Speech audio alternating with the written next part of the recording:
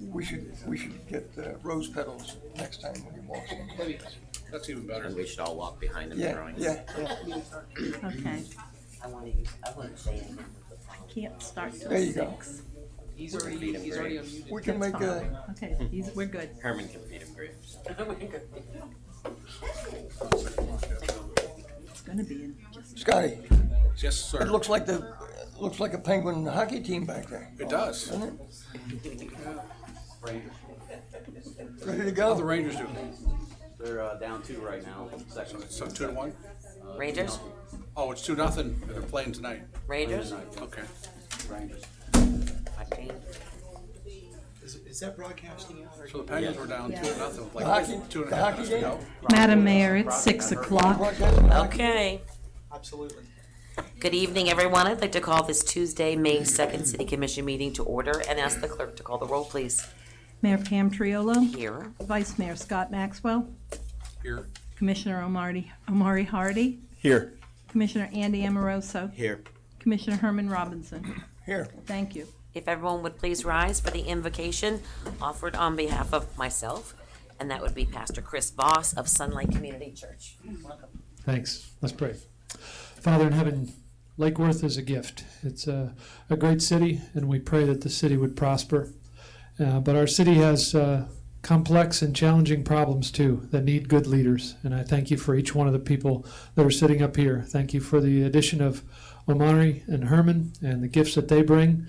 I pray that you'd give our leaders wisdom and give them unity as they sift through the challenges of our city, and bless them in the work that they do outside of their role as leaders here too, Lord. So we ask for your blessing tonight and give us your guidance, and we pray it all in Jesus' name. Amen. Amen. Commissioner Hardy, would you lead us in the pledge, please? Oh, yes, ma'am. I pledge allegiance to the flag of the United States of America and to the republic for which it stands, one nation, under God, indivisible, with liberty and justice for all.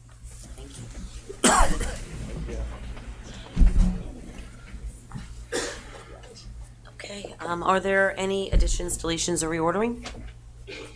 Seeing there are none, we'll move on to our presentations. Do I need a motion to accept the agenda? No, as you don't need to okay. have a motion. Thank you. Thank you. Presentations, item 5A, proclamation declaring May 14th through the 20th, 2017 as Water Reuse Week. Is there anyone here? Receive the proclamation? I saw Brian. Brian. There you go. Listen. This is the sheriff. Captain will ferret him out. Okay. He's gonna think he's in trouble. The captain's looking for him. Sending the sheriff after. You're first up, sir. Thank you. Good evening, Mayor and Commissioners. If you would grant me the permission, I'm gonna read this proclamation to you, but I'm gonna do it. My leg is still hurting me. Whereas safe, clean, and sustainable water resources are essential to Florida's environment, economy, citizens, and visitors. And whereas, although Florida's water supplies are finite, the state's population and need for water resources continue to increase. And whereas water reuse provides a means for conserving and augmenting Florida's precious water resources and is key to the state's sustainable water future. And whereas Florida has established the encouragement and promotion of water reuse as state objectives in Chapter 373 and 403 Florida statutes. Whereas Florida has risen to be the national leader in water reuse, reusing 727 million gallons of reclaimed water per day to conserve freshwater supplies and replenish our rivers, streams, lakes, and aquifers. And whereas Florida's permitted reuse capacity is almost 1.7 billion gallons per day, more than 65% of Florida's total permitted capacity for all domestic wastewater treatment facilities. And whereas Water Reuse Florida, the state section of the Water Reuse Association, has proclaimed the week of May 14th through the 20th, 2017 as Florida Water Reuse Week. And whereas the city of Lake Worth has joined with Water Reuse Florida, the Department of Environmental Protection, and the South Florida Water Management District in encouraging and promoting water reuse and conservation. And whereas the city of Lake Worth has implemented a water reuse program and encourages efficient and effective use of reclaimed water. And now, therefore, I, Pam Triolo, Mayor of the City of Lake Worth, Florida, by the virtue of the authority vested in me, do hereby proclaim May 14th through the 20th, 2017, as Water Reuse Week. Thank you very much.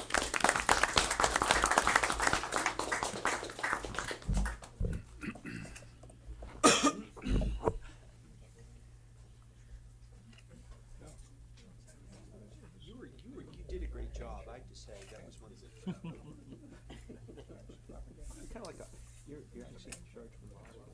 Were you going to speak? Did you want to say anything? I would just add to that, Mayor, that yes, we do, all of our wastewater is reclaimed and reused at the East Central Regional Water Reclamation Facility. Ultimately makes its way out for cooling water for the FPNL power plant out at 20 Mile Bend. We have contributed to that project, and it's a really good public project, and takes advantage of our wastewater rather than wasting it to tide. Excellent. Thank you very much. Appreciate Thank you it. very much, and thank you for the proclamation. Thank you.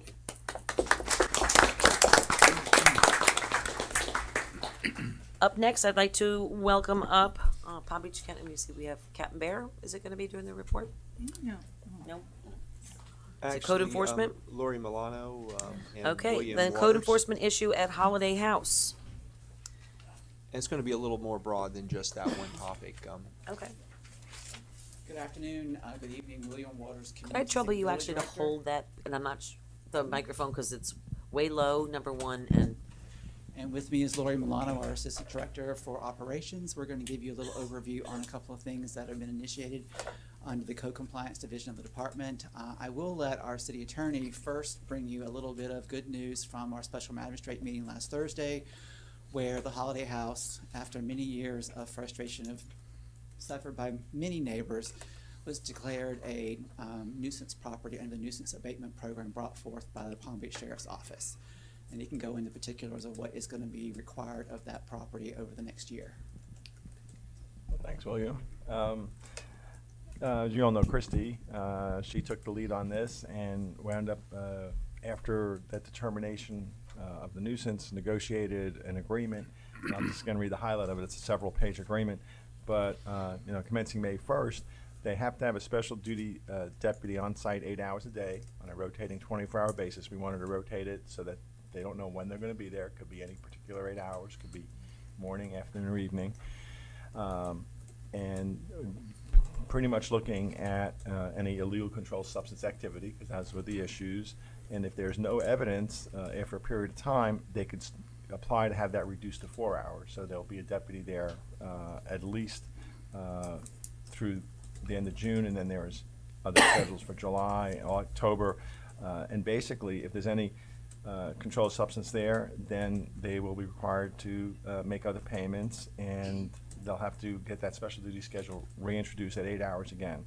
They're also going to remove, evict, trespass, anyone who's trespassing, anyone who's violating any of these provisions.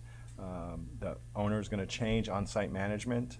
They're going to make weekly visits to the property to ensure continued compliance. They're going to install a working surveillance system. The surveillance system is going to consist of a minimum of 5 working cameras, and PBSO will be involved on locating those cameras and making sure the system is accessible to PBSO. They'll increase the lighting throughout the property. They'll repair items that are broken, including everything within 2 months, basically. And they'll also remove any weeds, dyeing landscaping, and improve the landscaping. So basically, doing everything you can to improve that property and try and kind of keep the hammer over them to make sure they comply.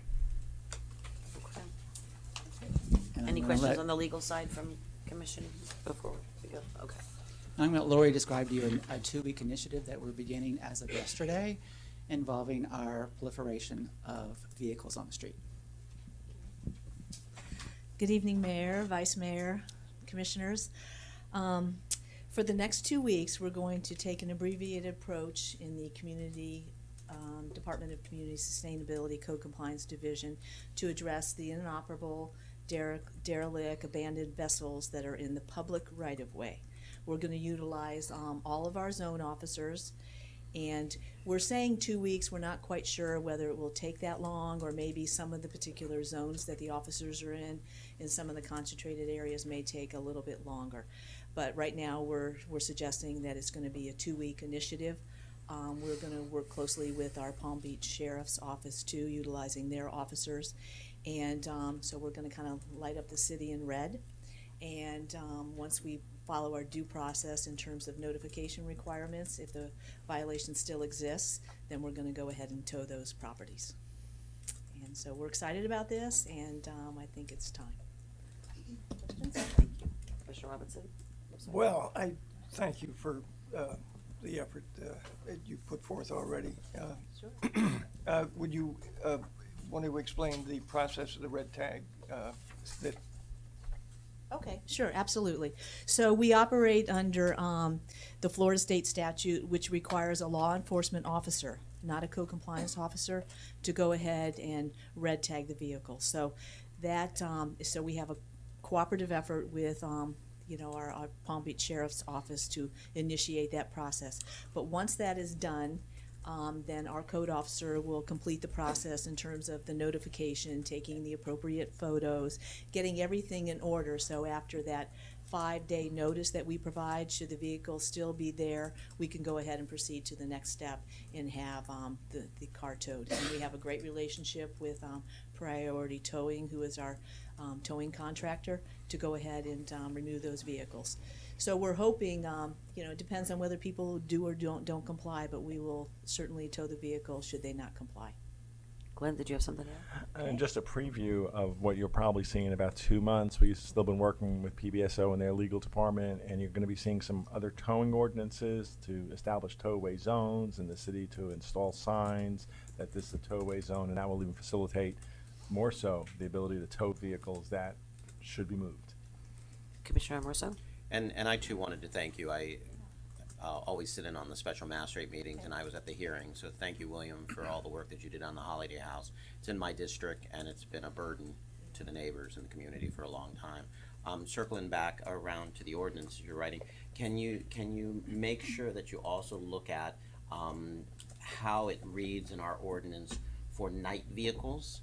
I get a lot of calls for large trucks parked in neighborhoods overnight, and or large vehicles, commercial vehicles being brought home to the city that are taking up large pieces of property or city right-of-ways, things like that.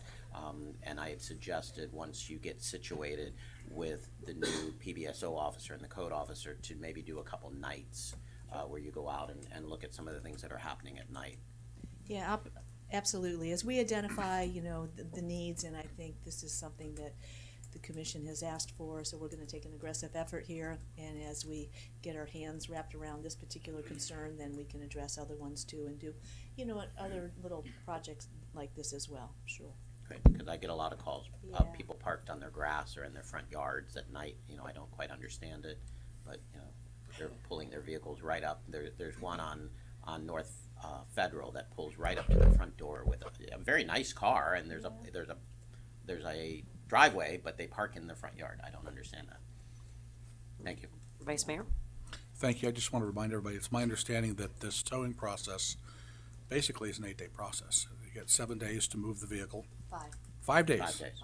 Oh, that's even better. So on the 6th day, it's gone. In In a theory. perfect world.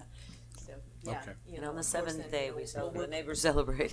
Yeah, the notice requirements is 5 days, right? Now, then of course we need to, we'll rely on Priority Towing to get out there and accommodate us and Sure. And we've already spoken with them, they're on board, so hopefully they'll be able to accommodate multiple tows for us, Good, yes. thank you. You're welcome. And I want to thank you too for these ordinances moving forward. A lot of people don't realize there are some communities that honestly, fire rescue vehicles can't even get to people and some of the businesses and some of the homeowners because the cars are so lined up and packed up on streets that they can't, and it's been a problem for a long time. So I'm happy to see that we finally have some teeth in an ordinance that we can actually get it, make it happen, and get those cars off the road. So I thank you for that.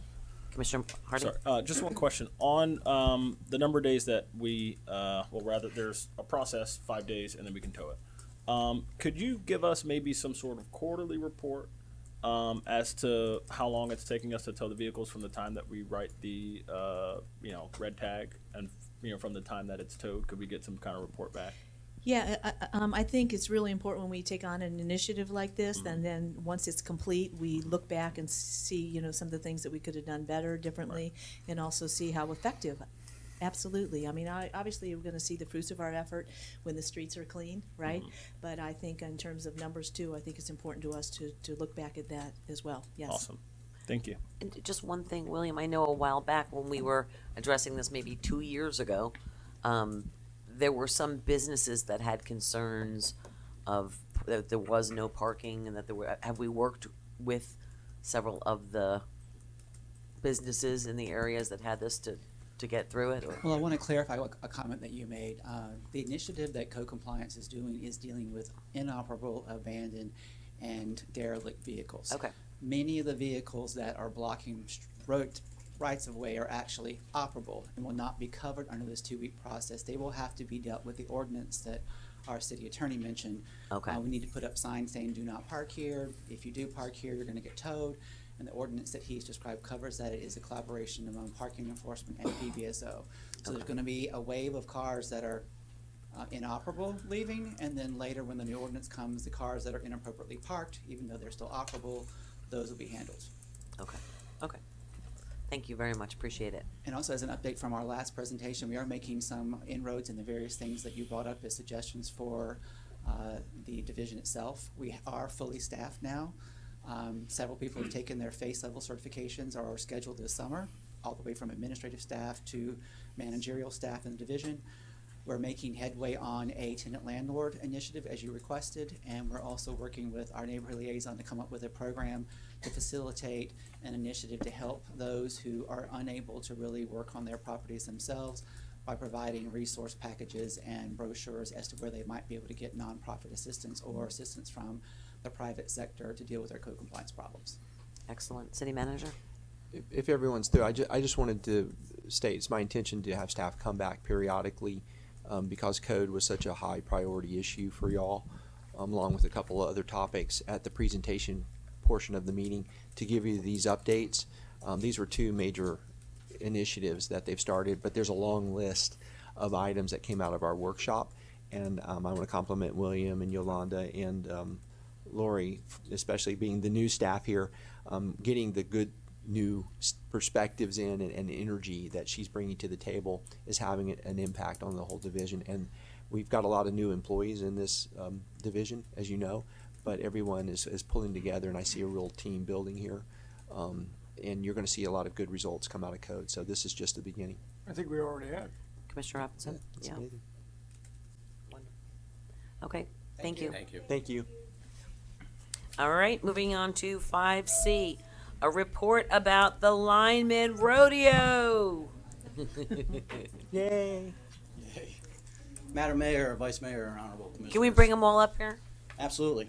Get on up here. Come on up. Don't worry, I can't move, so I can't come down and hug you. What they were You're, worried about. you're safe.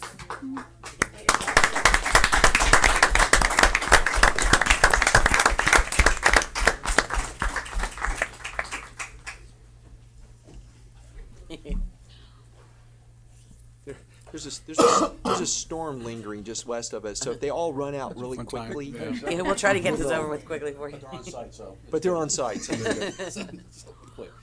So anyway, Madam Mayor, Vice Mayor, Honorable Commissioners, Walt Gill for the record, Assistant Director, Acting Interim Director. 2 weeks ago, on April 21st and 22nd, again, our linemen participated in the 17th Annual Florida Linemen's Competition held in Lakeland, Florida, presented by FMEA. Our guys did not let us down. We had 2 teams participate and 1 apprentice. One of our teams, out of 25 other teams, placed 11th overall. The difference between first and 11th was 2 minutes and 13 seconds. The second team placed 18th out of 25, and our apprentice placed 63 out of 73 and scored a 488 out of a possible 500. Wow. With that being said, I think pictures are worth 1,000 words, so we created a video for you guys.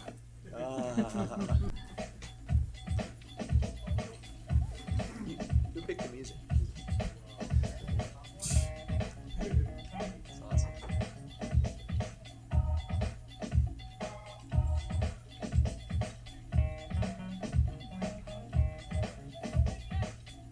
This is in real time. We didn't speed up the video. Okay.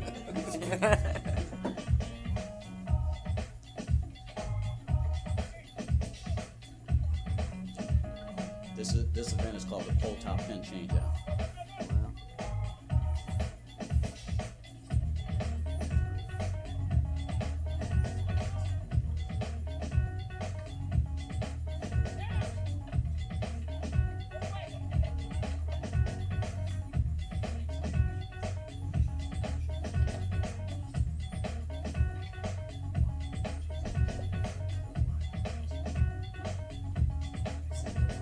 So who's up the pole right now? Right now, that is Corey Johnson and Carlos. And Mike Gibson is Brown. And I'm a judge and I'm watching all this. I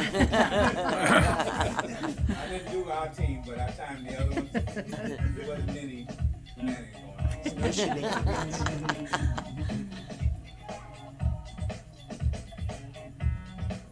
But each event has a judge watching.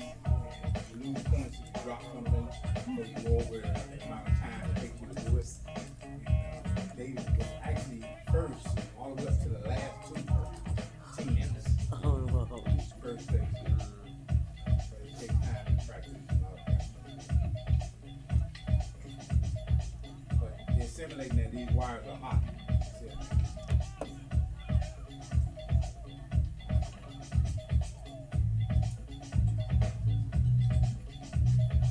Well, next year I hope I'll be able to show you how it's done, all right? I want to see that. I will make it up the first rung and the bottom of the. I think I would pay to see that. You guys take walk-ons?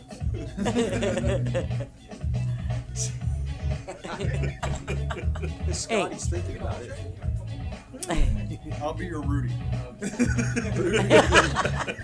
Play one down. Yeah. What is actually phenomenal is these guys are in their hooks and the way they lean out over, with no fear or anything. It's crazy. Corey extends his body pretty good out across the lines and everything. I would have passed out halfway up the pole. You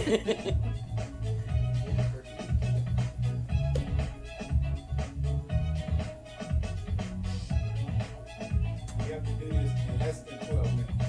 So the fastest time. All this is done in less than 12 minutes. Do you want to explain exactly what they're doing so that there's some? The top wire is different. Well, let's give him a microphone. And they gotta change the pin. They gotta change it. Just so we can hear And why they would do that in a real? Because the wire and the But insulator, gets broken. Okay. And you have to go up here and get the hot wire out of the way to change that pin. So Not they're as making fast. a repair. It's a tire. And then like storm work or anything, you gotta get that wire up out of the way because it's still hot. And to change the pin, that's what Carlos is doing now. Carlos or Corey. Change that pin out, and you send the other one up and put it on and get it back down as quick as possible. So he's got the other pin down, he's putting the new pin on. So it's a reverse of the process. Keep everything covered up and keep yourself away from the wire. All the orange is to cover up the live wires, Yes. right? Yes. Just the way you hoist those things up there. They're heavy, right? Yeah. That's why we got the big guy.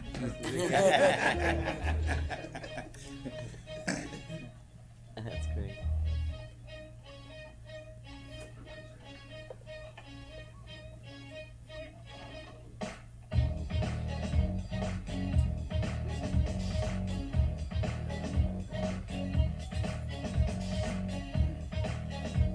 You're doing this with sticks, hot sticks. That's what that's called. I mean, they're insulated. Hot sticks.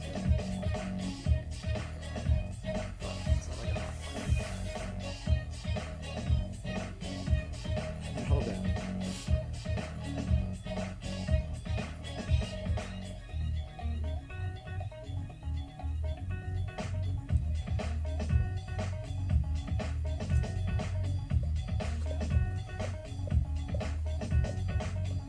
said that those wires up there though right now are not.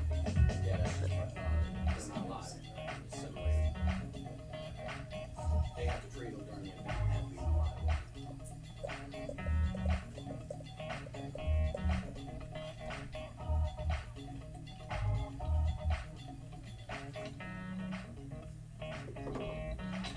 How many people have gotten shocked?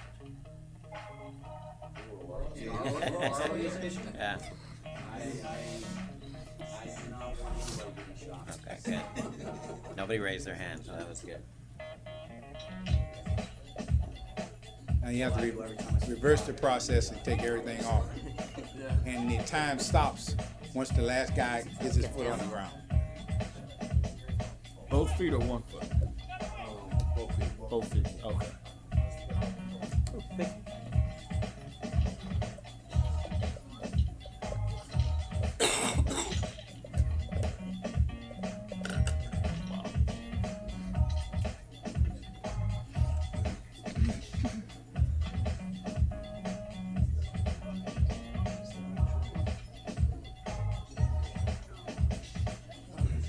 Gotta be a high wire artist and a gymnast all at the same time, and a weightlifter and a.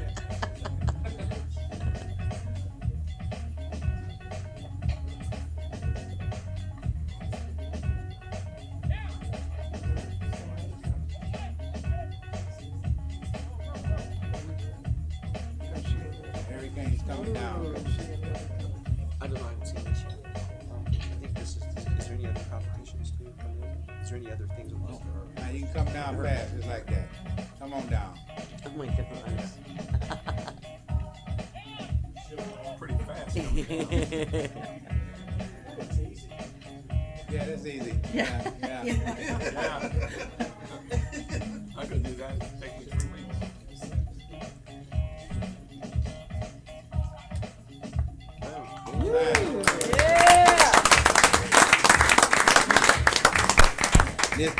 This event here is to rescue a man if he's hurt on the pole. We got second prize and also. Wow. That's Carlos putting his tools on. He got to get up there and rescue, open the transformer and rescue the guy in less than 2 minutes. 1:16. All that done in 1 minute 16 seconds. And you got second? Huh? Second place? Second. What did first place get? 2 out of 5. 113. Next year, they're ours. You got to get up there, tie him off, and get him down.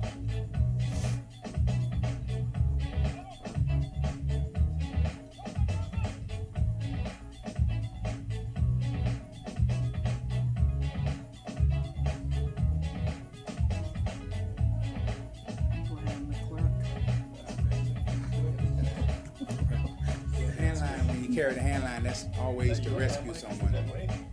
Yeah, I was the dummy.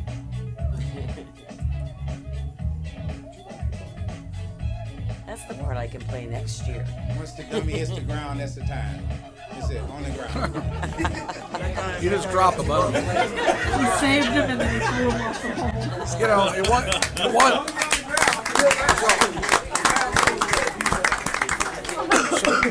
So, Madam Mayor,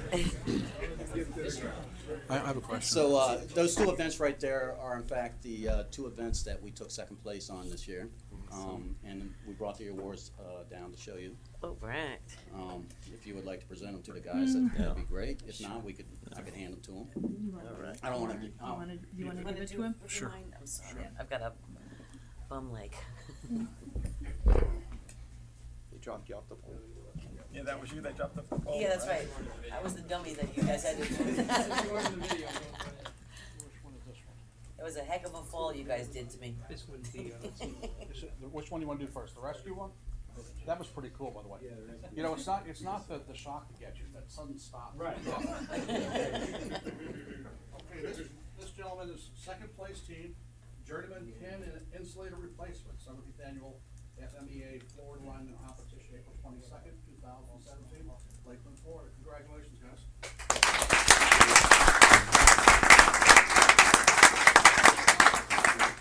It's just kind of like hockey. Do you guys like pick up the trophy and skate around? So who wants to get the picture? All right.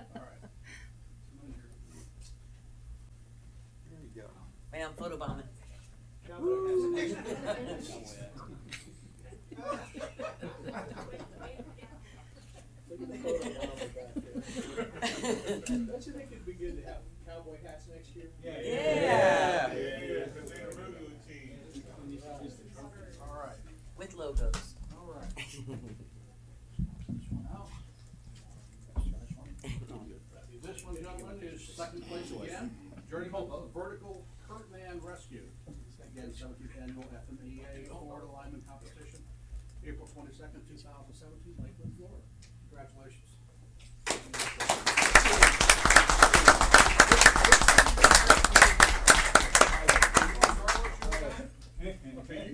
Okay, you get to hold the trophy. Somebody else gets to hold the other one. All right, there you go.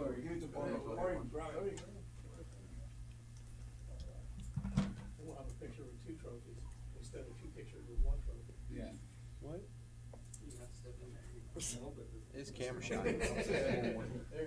Okay. Scott, we're gonna get the water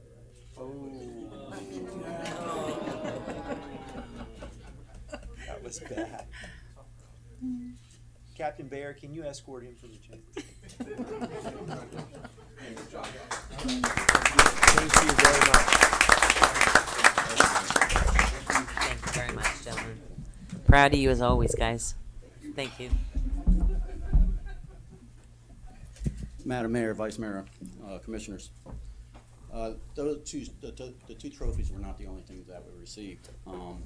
City of Lake Worth was Thanks, guys. recognized. Thank and you. we received a Restoring Communities Award for our aid and assistance that we provided other munis during Hurricanes Hermine and Matthew last year. I would like to present this plaque to you. It's the Restoring Communities Award presented to the City of Lake Worth in recognition of the extraordinary efforts and dedication provided by Florida's municipal electric utilities who help to restore power to communities in emergency situations. Presented the 22nd day of April 2017.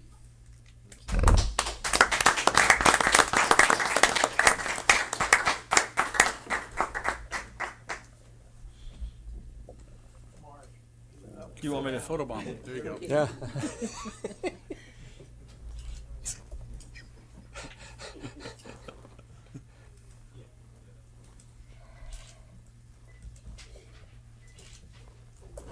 Thank you. Madam Mayor, can I just make a couple of comments? No. Thank you. Okay. A lot of times, we forget in our day-to-day that as a city, we're responsible for the electric utility in the Lake Worth area, including the city, and the staff that we have, the linemen, the guys in the power plant, the guys that work throughout the electric utility. It's one of the most highly regulated industries that you can be a part of. It's also potentially very dangerous. A lot of people depend on it. There's so many things that are involved in doing this job and doing it well, and they do it day in and day out. And I just wanted to remind everyone, it's because of the dedication and the hard work of our employees. And this is a nice recognition for them. It's nice to show their skill sets into practice, because what they do is dangerous if they don't do it right. So I'm extremely proud of the staff from top to bottom at Electric Utility. I think you've seen a major transition in how it operates over the last few years, and there's going to be even more things coming up that's even better as this goes forward. But everybody in the city, all the citizens are owners, and everybody should be proud of what's happening in their electric utility. I know that I am. Thank you. Me too.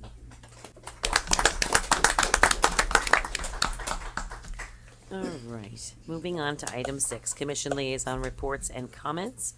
Vice Mayor? Thank you. Got a few good things tonight.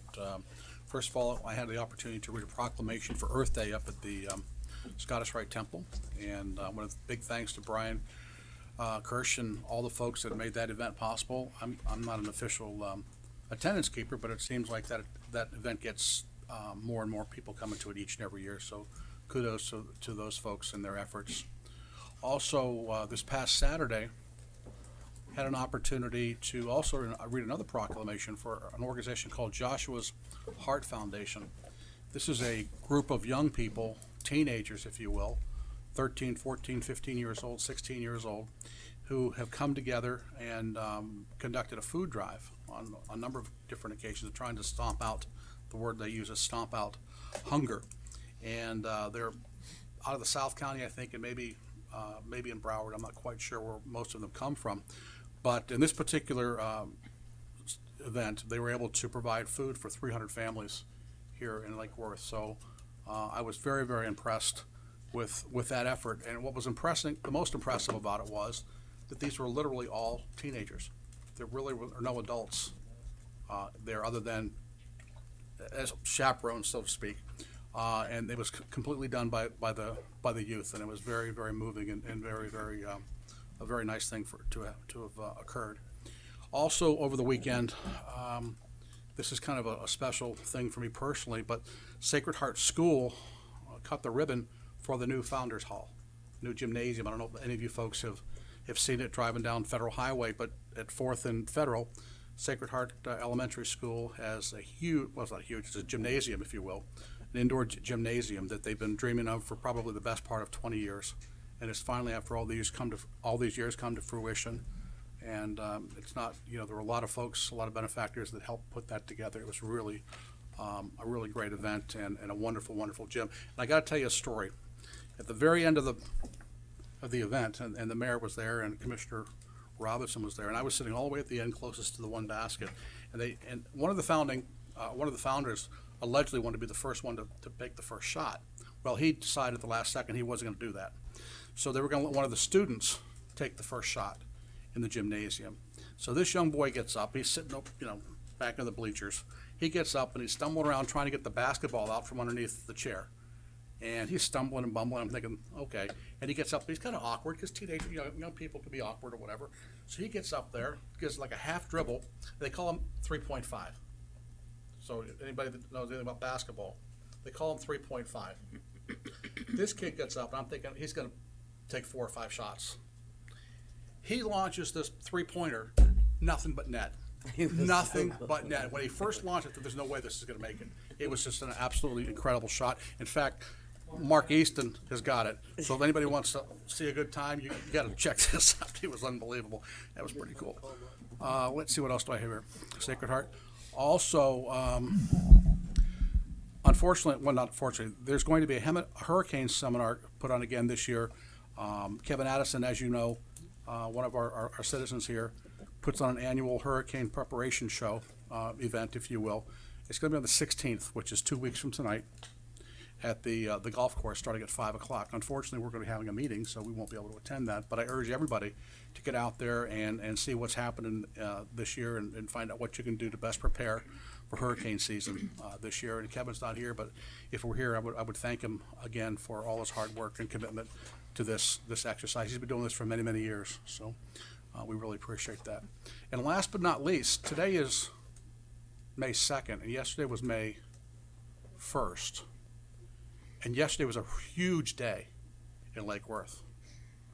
Okay, it's not what you think. It's not what you think. Yesterday was the city manager's birthday. Yeah. Now, this guy has been celebrating his birthday for the last 2 weeks, because I know of at least 7 events that were held in his honor. But I just wanted everybody to know that yesterday was the actual day. I was confused because I'd go to these events and say, "Isn't today?" No, today's not the day. Today's not the day. But yesterday was his birthday. So do we want to sing that that song to you? Yeah. Okay. Happy birthday to you. Happy birthday to you. Happy birthday, city manager. Happy birthday to you. All right.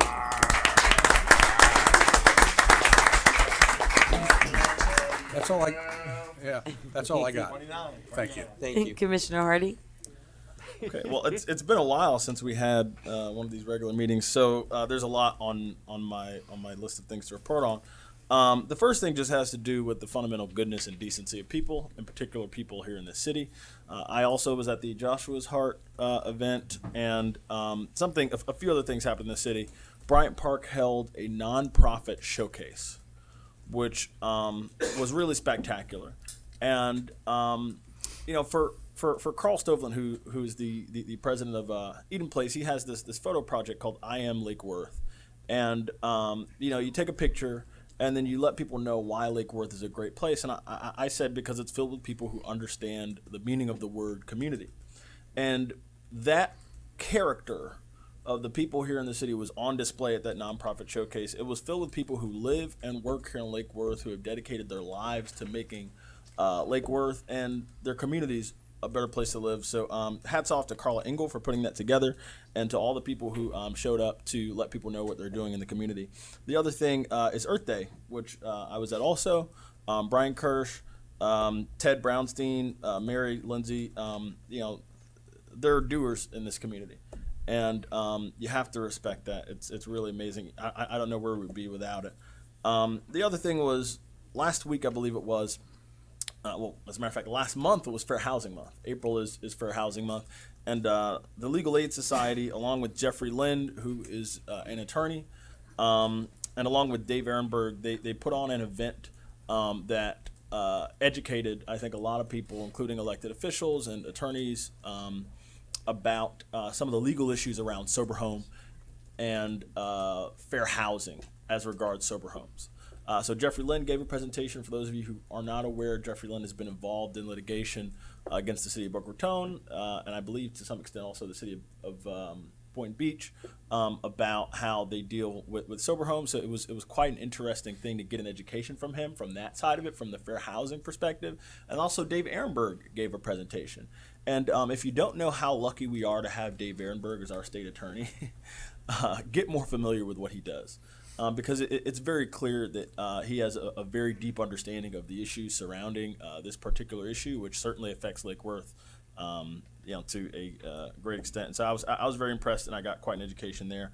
Also, last night there was a meeting in Vernon Heights that I attended. It was actually at the Scottish Rite, but it was about development that may be occurring in the Vernon Heights area. It was a very interesting meeting. It was certainly lively and spirited, and I look forward to seeing what's going to happen with that. And the last thing that I like to report on, I guess, requires a little bit of context. I think we all know that we're in the grips of an opioid crisis here in the state of Florida, not just nationally, but especially here in the state of Florida. And many people have called on the governor to direct the state surgeon general to declare a state of emergency so that we can free up some resources to meet this problem head on. And the governor's response to that was to schedule a series of workshops. And we had a workshop yesterday in Palm Beach County. It was at the West Palm Beach Police Department. And, your usual people were there. Our county commissioners, our state representatives, our public health officials, our public safety officials from, Sheriff's Office, from West Palm Beach Police, from Palm Beach Fire Rescue, Captain Mark was there, Houston Mark, Park, excuse me. Captain Park. And, right, Captain Houston Park. And I went in there not knowing what to expect, and I left a little bit upset. Because what was clear to me was that what we were doing in that room was going to do nothing to save people's lives. Okay, and just to give you a point of comparison, and State Senator Oscar Brannan brought this up last year. After just 9 confirmed cases of Zika, the governor directed the state surgeon general to declare a state of emergency. 9 cases. Okay. That freed up $61 million from the general fund. They did all sorts of things. They had curriculum in schools about Zika. They had pamphlets in several languages educating people.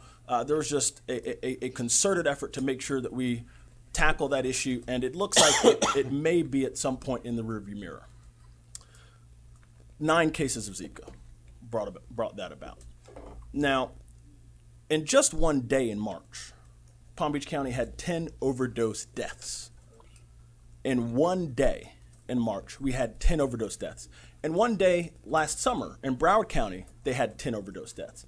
Every single day, while we're in this meeting, somebody's going to overdose. Okay, 25 people in Palm Beach County overdose a day. 2 of them are going to die. We had over 500 overdoses last year. In Martin County, from 2011 to through last year, they had over 500 overdose deaths. In St. Lucie and Indian River County, they had over 1,500 overdose deaths during that same period. And the response to all of that is to get a bunch of people in the room who have already spoken ad nauseum about this problem, who understand it very well, who don't need to speak to each other any further about it.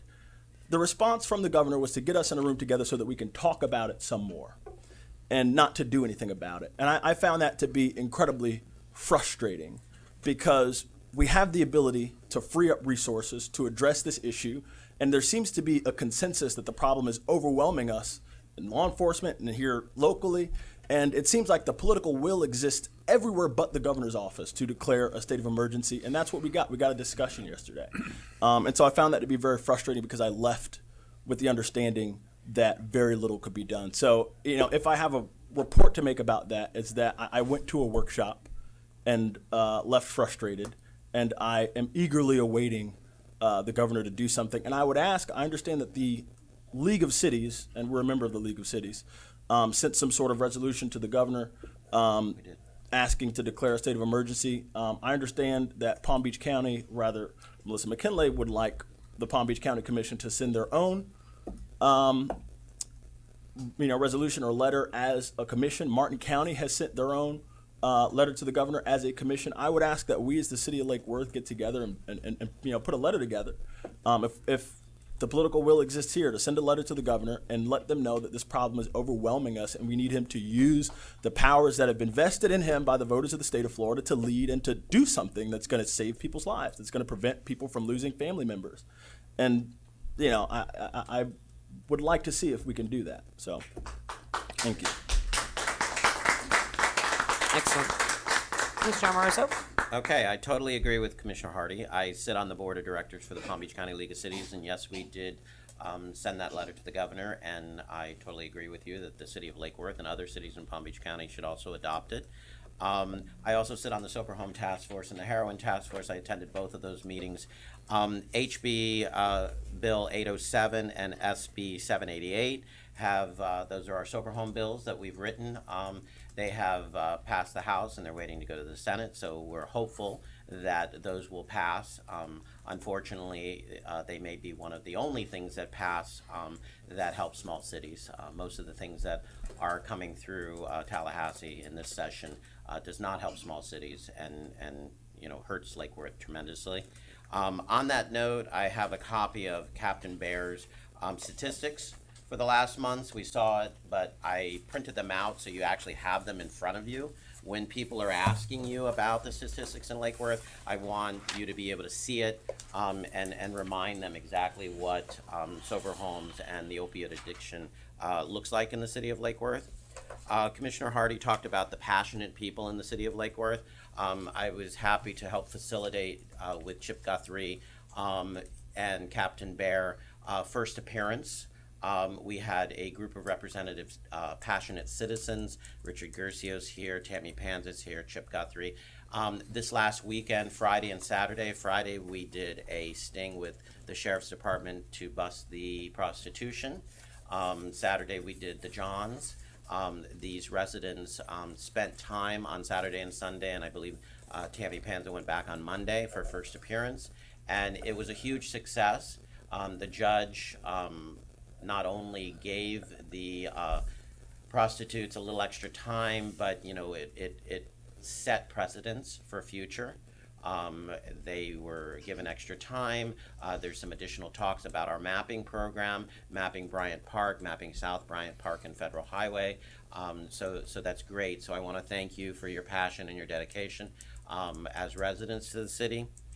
I want to thank Captain Bear and his team for doing that. We look forward to more of that happening.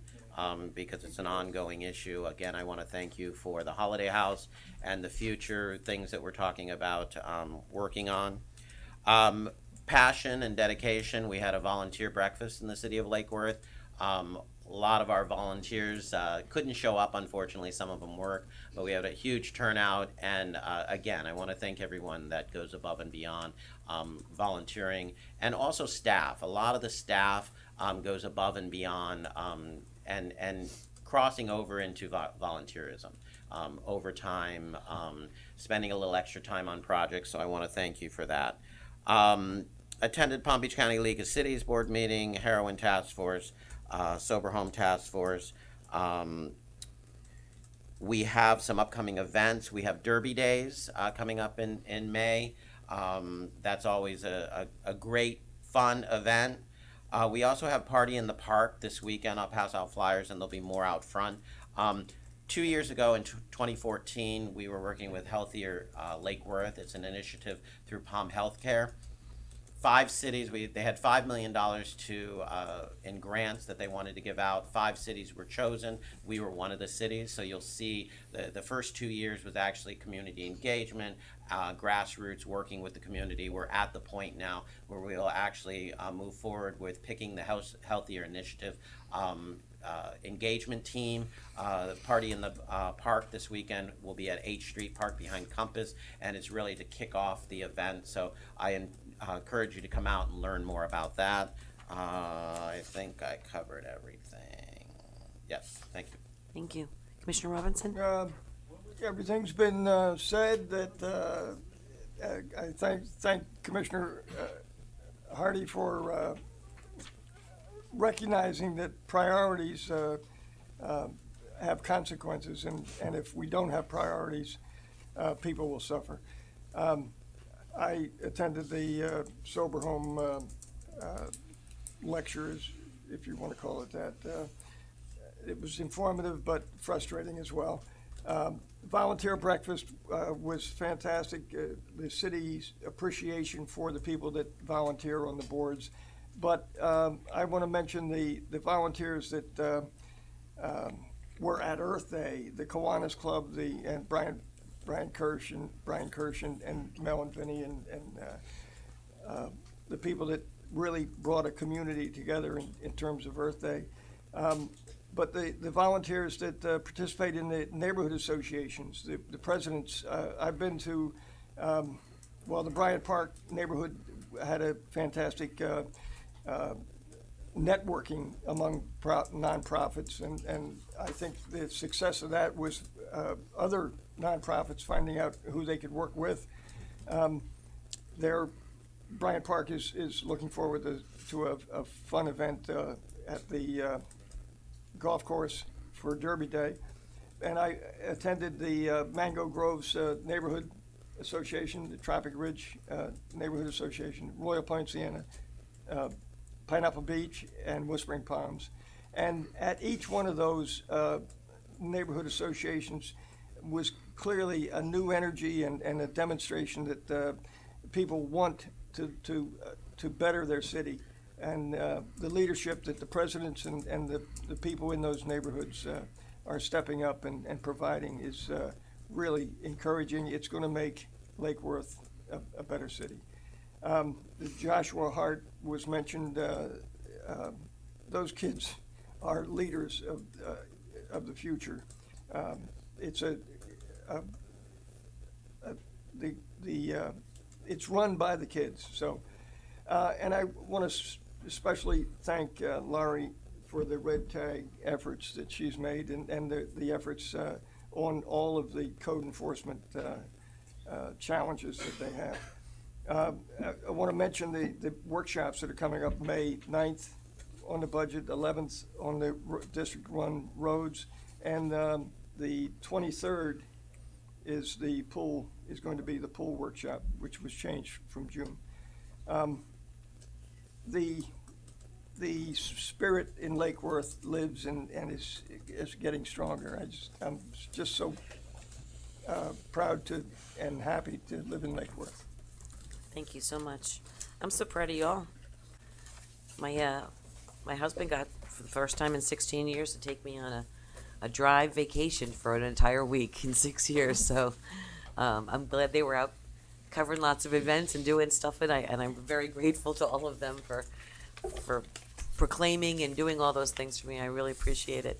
A couple of things, because I did have that trip. I am the new recipient of a little free library. So we're going to have a ribbon cutting. It was somebody who lived in my neighborhood who moved. And so I've dubbed my husband the king of the little free library because he has got more books than probably all of us combined. So we've been having fun stocking it up and putting some books in there and checking it out. So I'm so pleased about that. Volunteer breakfast was incredible. Mentioned one brief thing in that volunteer breakfast when I got up to read the proclamation, which was, 6 years ago we talked about how could we do this? We had so many needs throughout the community, and how were we going to do it? We could only do it with the help of the community. At that time, we were so short-staffed, and we weren't staffed to the levels that we are now. And what were we going to do? Because people wanted the same resources and amenities, and volunteers from our community stepped up in a huge way. And we see them volunteering on our advisory boards, in our community, in our visitor center, in so many different ways. And I'm so proud of all of them, and also to Sylvina too, who heads that up and helps people find their passion in the different groups and finds what they like to do within the city and where they contribute. Some really great stories there. I was also at Sacred Heart. That was a dream come true for those kids, and yes, that shot was serious. I mean, it was like whoosh. It was no prep, no nothing. Kid throws it up, it's in, wish, and everybody's jaws dropped. It was fantastic. So the Lord was with him. What else was I going to say? Speaking of which, National Day of Prayer is Thursday officially across the country, and the Lake Worth Interfaith is having a celebration, a breakfast, and I will be there to help them celebrate as always. I hope you'll join us. And then also, what else do I have left? I'm not sure. I think that's it. Thank you to all. I really appreciate it. And again, thank you to my fellow commissioners. It's so wonderful having you out there in the community doing such great work. Really appreciate it. Moving on to public participation of non-agenda and consent agenda items. First up, Lynn Anderson, followed by Dustin Zaks. Good evening, Commissioners, Mayor. Lynn Anderson, 2204 Lake Osborne Drive. Happy birthday, City Manager. Hope you had a great one.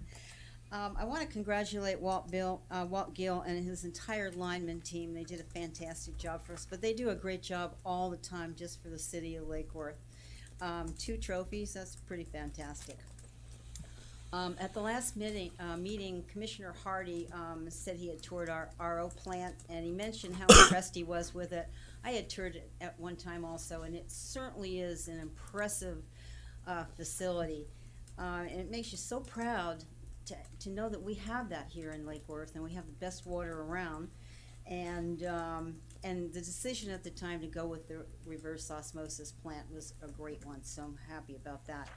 If you get a chance, and it was brought up tonight about the ECR, also had toured that several years ago, the East Central Regional Water Reclamation Facility out in West Palm Beach. And at that time, it was in January 2011. The Vice Mayor was there, Commissioner McVoy was there, and Joanne Golden was there, and I think we had another citizen that was there. It was the most impressive tour I have ever seen in my life. You don't think about wastewater, you don't think about anything like that. You know, you go in, you flush your toilet, voila, you're out of there, and that's the end of it. You don't think about it. You should see that. It is so fabulous. Don't miss it if you can go on that tour. So that's about it. I did want to mention briefly about the demonstration that, yesterday. I was pretty disappointed about that. People demonstrating against our laws and against our country. It just showed to me such a lack of respect for our country and the laws, and going around with communist flags and this and that. I just honestly, I find that really disheartening. So I'd like people just to be a little more respectful, please. Thank you. Thank you. Dustin Zaks, followed by Joseph Torres. Hi. Okay, so to briefly recap Chapter 1 from a couple of weeks ago, some folks said I talked too fast. We asked for a public records request to see when and if you guys met with anybody, considered any reports during the long period in which we knew the dispensary issue was coming. Bornstein and Maxwell said they did not meet with anybody because it wasn't necessary to discuss the issue. Public records that actually came back in paper form show that Bornstein personally asked for a meeting with Maxwell and Torsivia in December of last year, which was after the election. So the title of Chapter 1, which was 2 weeks ago, is not only did we fail to timely plan for this issue, we can't really even get our story straight on whether we did plan for the issue or not. This is Chapter 2, and that's about all I have to say till tomorrow night at Planning and Zoning. Everybody's invited. Our national award-winning city planning staff has confirmed if the existing dispensaries that are about to come in have been placed in locales that will be allowed under state regs, which we should assume is the case. They have pretty good lawyers, including some Greenberg Trarig guys. So the two that are coming in, if they're in locations that are going to be deemed okay by the state, we, Lake Worth, will be unable to zone them out under local regulations because we didn't have them in place before the election. So when people in this chamber use a spooky voice and say, oh no, a dispensary is going to come in right across from City Hall, if you don't like that, blame the incumbents who didn't plan for this issue and have either a moratorium or regulations in place. If you think there's a better place in the city than Lake Avenue for a dispensary, again, the moral of the story is we didn't plan for it. And in 20 years, the reason it's called the never-ending story, the same way I wondered when I moved to town how there are crematoria on Dixie Highway, our main business corridor, right, when you roll into town, welcome to Lake Worth. In 20 years, I have a feeling people are going to wonder how did a dispensary basically appear to be, a City Hall annex. So I'll see you guys tomorrow night. Bye. Thank you. Joseph Torres?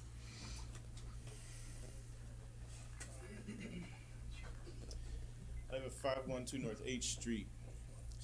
I am here to discuss 509 North H Street. Since 1974, this has been a problem home. It's been a nuisance to the community. It started as Boathouse, and I went to the city code and had them remove the boat. And of course, the owner started building a home at his carport. The house in front is condemned. I'm sitting here now since he's been under your fining or whatever situation that he has to go through for his citations. This property has been nothing but a stash house since I've been in my home for 3.7 years. Only people come and go in the middle of the night, all times of day, and so forth, all kind of activities to just come and go. When somebody did stay there for a couple of months as he was building, there were Russian or Swedish, it was like mobsters coming, pulling in fancy cars in the middle of the night, and they doing different stuff, backing out with the lights out because they don't want to see me to see their tags while I stand on my porch looking at all the stuff that's going on here. And they were part of the car dealership back here. But my thing is right now there's trash piled up there. The cans are piled up for 6 months. The code enforcement, he came by today.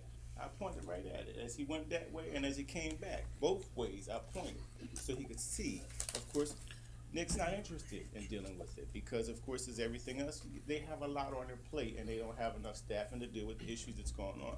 But I should not have to sit in my home and look out my window at all this trash, the owner sweeping his leaves into the street, all this ongoing issue, and of course, it still sits there as a storage facility. It's unacceptable. Thank you. Mike, are there any more, city manager, any more cards? Seeing there are none, we will move on to approval of the minutes. I'll entertain a motion. So moved. Second? Seconded.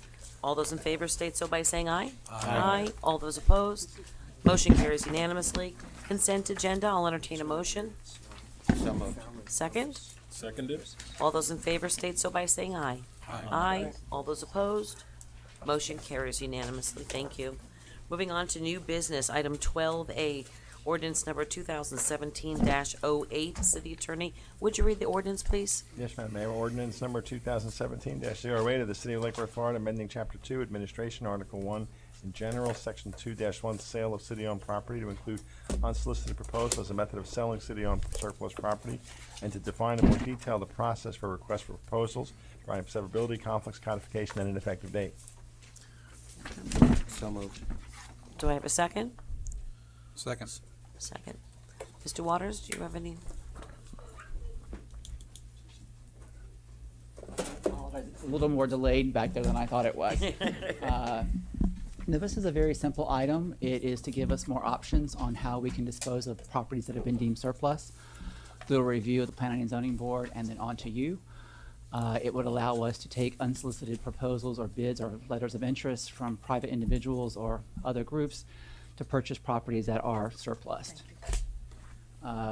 And right now, the only way to get rid of those properties or to dispose of them is either through a sealed bid process or an RFP. We've done that twice to deal with the surplus properties that we have, and out of 23 properties, we sold 7. So we do get occasionally letters of interest or phone calls, and this would give us a way to bring forward to you an ability to dispose of those properties without having to go through a very lengthy, time-consuming and expensive staff-managed process of an RFP or a sealed bid. Okay. Commissioner Amoruso? I'd like, this is directed to the attorney.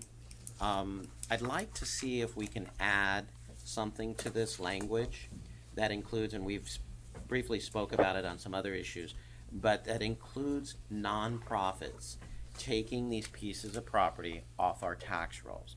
It has come to my attention that a piece of surplus property in my district that we sold last year was not bought by a nonprofit, but then was sold to a nonprofit that came off the tax rolls. I'd like to see if we could possibly add something to this that if it's city surplus property, even if somebody else buys it, that it must always stay on the tax rolls or in lieu of. We have talked about that, because as we struggle with getting these properties back on the tax rolls, the last thing we need is for them not to be on the tax rolls because they've been off the tax rolls for so long, or in litigation or whatever it may be. So I'd like to see if we can, add something there. And I totally understand, Commissioner Amoruso, what you're talking about. I think there would be, one of the things with these surplus properties that we initially started with was the ability to offer those properties to homeowners next door, because a lot of are very, there were small slice lots or whatever that would actually maybe be able to add the only thing that would be good for is maybe a 1 lane of parking on a property that had no But I don't think we on-site could property. do that legally. I think we. I remember that was one of the issues. The One other of the questions that came up, yes. The other one was a church that had been looking for that property for the longest time that was adjacent to it was literally adjacent to 4 of its pieces of property that nothing was on, and it was actually an irregular lot that crossed over with another residential lot or something like that. I think the only thing that I would say is that in the adjacency of a purchase,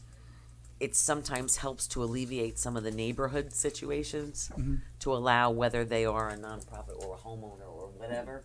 The adjacency seems to be synergistic with improving the area. I don't know.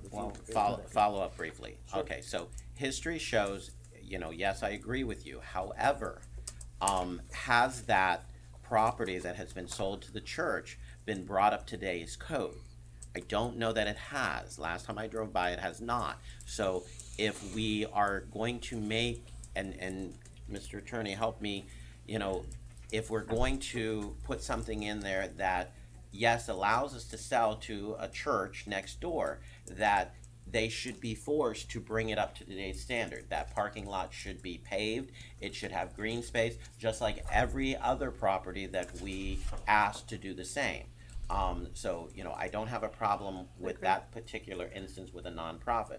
But for instance, we have a property, Goodwill Industries, up on the south side that has a lot of calls to service, and they are not paying taxes. And the taxpayer is asking me, how come they get all these calls to service and they don't have to pay for it?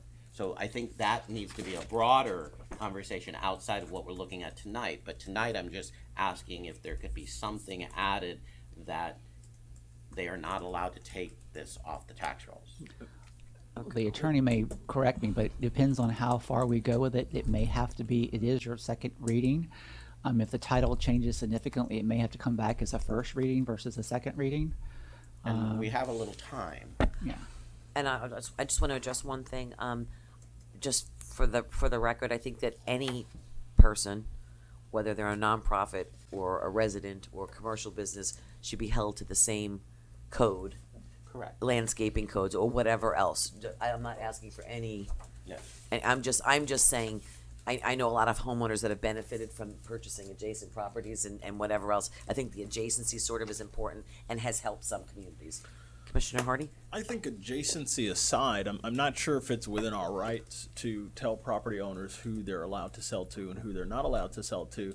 But in addition to that, I don't think it's a case of anyone here asking for a lower standard for nonprofits. I think it might be the case that some people for some strange reason, may want to apply a higher standard to nonprofits office. You know, we have a code, right? And we demand that you comply with the code, whether you're a for-profit entity that's on the tax rolls or whether you are a non-for-profit entity that's on the tax code.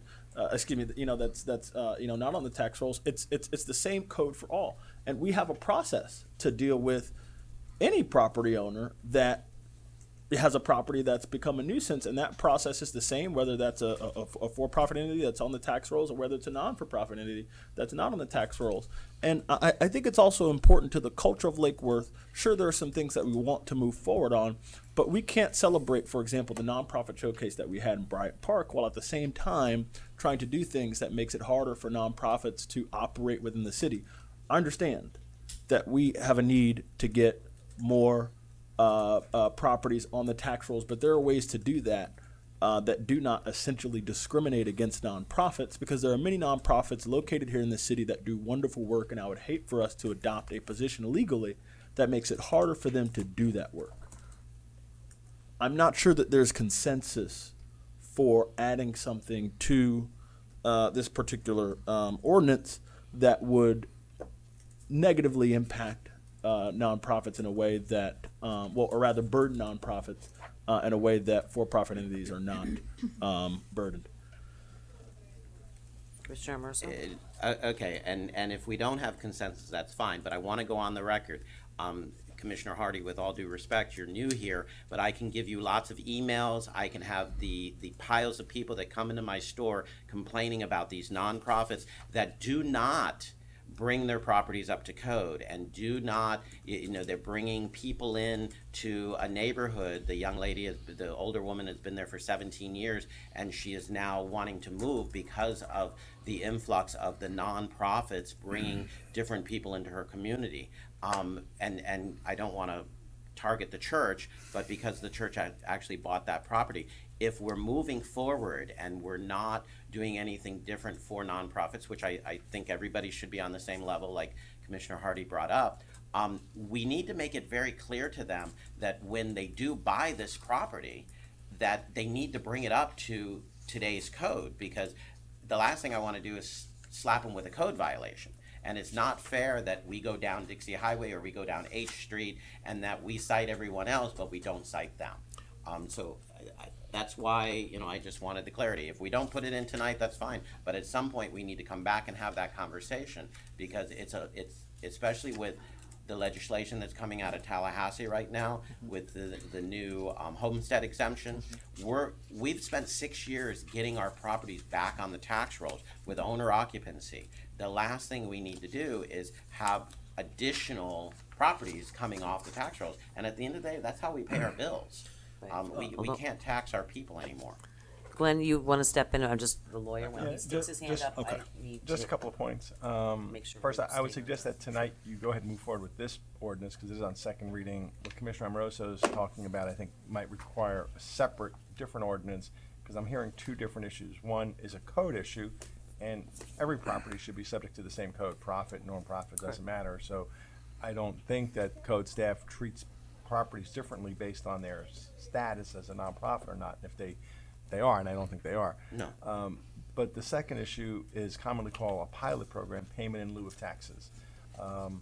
That would be where the city undertakes a study and determines that the appropriate amount for a nonprofit to pay is some rational basis connected to the services that they're receiving. There's been a lot of litigation recently regarding the pilot program. I think the Florida Supreme Court just about a month ago decided a case about the validity of those payment in lieu of taxes programs. So if you'd like, we'll do some research and then report back. What's the parameters? Because you could be having a debate and the parameter might be very narrow as to what you could do, but it could be very broad. I've seen those cases, but I haven't studied them. So if you'd like, I can study them, do a memo to you explaining what your authority is in terms of generating revenue from nonprofits. So if you'd like me to go down that path, that might be the best way. Commissioner Hardy? As a follow-up to the commissioner's comments, I haven't been in office for that long, but I too get those emails, and I too get those phone calls, and I too have spoken with people in person who take issue with the high numbers of nonprofits here in the city, particularly as a percentage of the land or units or whatever that we have. I get that, but sometimes people want things that it is not. Sometimes people want us to do things that it's not fair or reasonable for us to do, and it's at that time that we have to be thermostats and not thermometers, and do the right thing. And in this case, I think there are some people who look at the nonprofits in our city and say, gosh, if only those things were on the tax rolls, gosh, we would be so much better. At the same time, that should not be a basis for what is, in my view, discriminating against nonprofits or holding them somehow to a different standard. And on that, making sure that we have the same standard, the rule of law requires that, I don't know what we're doing now, but if we're going down Dixie Highway and citing business owners and not citing nonprofits, then we need to change that practice. No, we're not and make doing sure that we're, okay, so, if there are code issues, there need to be citations, and they need to be brought into compliance, whether they're a nonprofit or not. We have processes. We should stick to the process and not respect who we're applying this process to, period.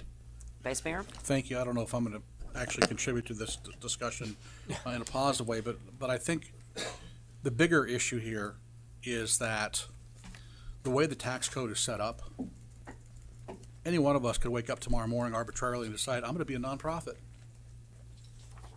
I'm going to be a nonprofit, and I'm going to set up shop in Lake Worth or West Palm Beach or Delray Beach or whatever the case may be. They file their paperwork, and guess what? I'm a nonprofit. And all of a sudden, I have no tax liability. That's the bigger question, because as you said, Commissioner Hardy, there are a number of nonprofits that do wonderful work. But I would bet that if we really wanted to go back and think about it, there's a lot out there that are just gaming the system. They're beating the system from a tax perspective. And I think, and I can't speak for Commissioner Amoroso, but, many years ago when I started looking at our property values in terms of property value per capita, I'm talking 15 years ago, we had a disproportionate number of properties in this city that were not paying any taxes at all, not just nonprofits, just properties that had homestead exemptions or whatever the case may be. The bottom line is this isn't, and again, I'm not speaking for Commissioner Amoroso, but I don't think this is so much of an attack on nonprofits as it is what can we do to preserve the best we can what few precious dollars we can get out of the land that we have to provide services to.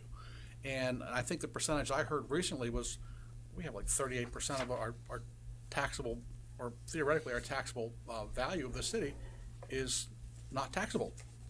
40%, not a healthy mix. And I dare say that a lot of folks probably have come to Lake Worth for 2 or 3 primary reasons. I'm talking about the nonprofits. Number one, we've got some issues here, with our poverty and our unemployment and some of the other concerns we've had, legacy issues of the past that hopefully, and I believe, are starting to shift in a more positive way. But also, this town, from a land value perspective, it's been a huge value. So nonprofits who don't have a lot of money to begin with find great value in coming to towns like Lake Worth that have low property values. So it's the perfect storm, and we're just trying to, and I think we really need to focus on what the city attorney said. Let's talk about the pilot aspect of it, and this is something I've talked about for years. I know Mayor Stewart and Lantana, I guess, is pretty ruthless when it comes to this, but he gets it done.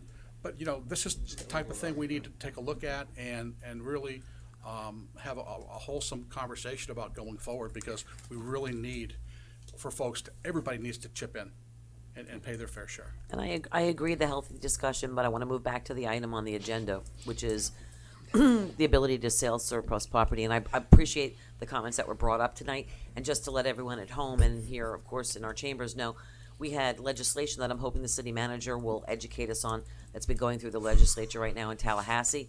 And the concern I'm hearing right now sort of seems they got the same information today that I did, which was a report on an additional homestead exemption that would raise homes that are valued at $250,000 or less, I believe. Is it that parameter? I think it's in that slot. In that slot, that could get an exemption up to $100,000, which means that if we have properties, You know, if our median home property value is estimated at $110,000, that means majority of our homes would now no longer be contributing to the tax base of our city.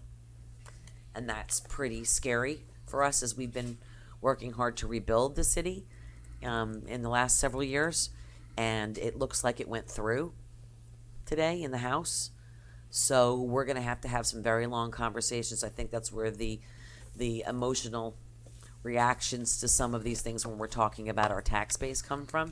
And City Manager, were you planning on addressing that a little bit later on? But that should be a topic of conversation when it finally moves through the legislature as to how we're going to address it and what we're going to do about it. Because for a town like ours, it's not good news. So we've got a motion on the floor, and I'm sorry, we've got a motion on the floor in a second. Any public comment cards, City Manager? Seeing there are none, all those in favor state so by saying aye. Aye. All those opposed, motion carries unanimously. Thank you very much. Moving on to item, we're in Lake Worth Electric Utility. Item 13D, this is an amendment to purchase order with SEL Enclosure Products for the purchase, installation, and engineering of 3 protective relay panels for the Hypoluxo station. So moved. Second? Aye. Seconded. Second. Any public comment cards? No, seeing there are none, all those in favor state so by saying aye. Aye. Aye. All those opposed, motion carries unanimously. Moving on to, hey, look who's up. City Attorney first, sorry. Yeah, I have a real long report tonight. Uh-oh. No report. Okay. City Manager? A couple of items that I was asked to bring back, and I opted to bring them up for discussion under my comments, and then based on whatever direction you give me, I can either bring forward the actual changes to the resolution or not. But there were 2 items that y'all had discussed regarding your resolution that governs how you operate your meetings, and you wanted to have a discussion regarding, first, the length of time people get to have public comment. Currently, we have 2 minutes. There was some discussion and consideration that you may want to lengthen that. So that would be the first item I wanted to throw out in front of you as getting us some direction if you want to consider changing that or leaving it the same.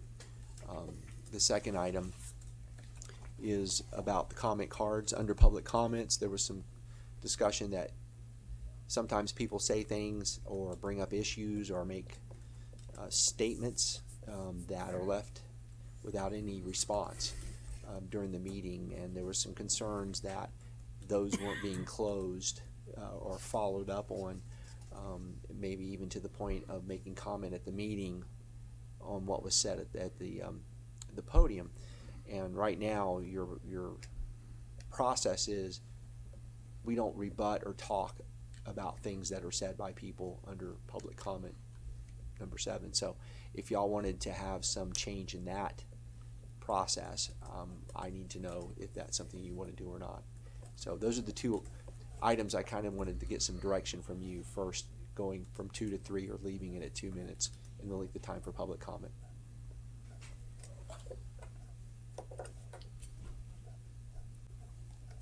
Commissioner Robinson?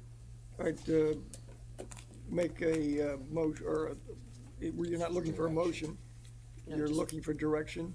Right, we would bring We would back have to the change. resolution that would incorporate your policy desires. So this is not actually at this point changing anything. This is giving me direction on what you want brought back. Is it in relationship to all of the areas or the public participation of non-agenda The items 2 and consent areas agenda? at this point that y'all wanted to talk about, if you want to add some more, that's up to you. But if you wanted to talk about, I was directed to bring back these 2 at the last, which meeting was it, Madam Clerk? The 11th. It was the 11th. And y'all wanted to have a discussion to see if you wanted to change the resolution. So the first item that you told me that you were interested in discussing was the 2 to 3 minute concept. Commissioner Robinson, do you want to continue? It's going to be interesting how long we're going to discuss this. So, You got 2 minutes. I think, just saying. The half a dozen people that get up, if we add 6 more minutes to our meeting, I'm not that concerned about it. So I would make a suggestion that we add another minute to our, all the public comments. I can do this in a public meeting. There's one. Okay. Commissioner Hardy? I can do so. I believe that the mayor brought up the fact that in the meetings of other municipalities, including the county, citizens do not get two separate opportunities to speak. And so really, when you compare us to the county, for example, we're exceeding the limit for public participation by about a third. We get one more minute of speaking time if you care to speak on an issue that's on the agenda. I guess at this point, I would favor increasing public participation to 3 minutes in non-agended items. I think that would be fair, and keeping the agended items to 2 minutes. I think that would be a fair thing. On the second bit about maybe rebutting or responding to public participation, I do not favor adding something to the agenda that would have us the opportunity to essentially engage in a back and forth and let us get the last word. Let the people have their say, and we'll think about it. Is my position. Commissioner Amoso? I agree with the 2 minute, 3 minute. I agree with giving the people 3 minutes to speak. I don't have a problem following Commissioner Hardy's suggestion. I don't really see a problem with 3 minutes at either. You see the amount of people that are here. Sometimes we have a more passionate discussion and there's a little bit more people. But I think, traditionally we're moving down the right direction, and people support our thought patterns. So, I don't have a problem with 3 minutes either way. As far as having conversation or answering people, it used to be there, and you explained it very well. It used to be on the blue card. It wasn't actually on the blue card, it just happened. But quite often we were able to answer people's questions that enlightened them on actually what was going on, and they were able to walk away and say, thank you. Right now, we don't have that ability, and then we have to circle back around, if you circle back around with staff, to make sure that they've actually answered those questions. And or quite often, we've had people get up and just not speak the truth. And, we have the ability to say, city manager, can you please share with us exactly what the truth is, or what actually happened in that meeting, or whatever it is. So, that's really why I'd like to, be able to, when a taxpayer in my district gets up and talks about, can you please tell me why the surveyors were on my street? I get that call right now. Why are the surveyors, and they're going to dig up my street, they're going to put water. Well, right now they're just surveying. Sometimes it's merely just a quick answer that helps them sleep at night. So I thought about it a lot from the last discussions that we had. There's two items, I guess, as the keeper of the meetings, two items that I have concern over. One is the fact that we have staff who's staying here till, overtime to be part of these meetings that we're paying here. Also the presentations, the people that we have who come as guests, whatever. We've got public participation. I would suggest that we have 2 minutes on public participation on consent agenda as a separate item, and then have the regular 2 minutes of time for each agenda item, and move public participation of non-agended items to the end of the meeting. This way, all your presentations can be done, all business can be conducted, your consent agenda can be challenged, or your items, your items of business can be, if there's non-agended items that, things that aren't on the agenda, we can at least get business done as usual first, and then go to that. This is a suggestion. I am completely willing to move around.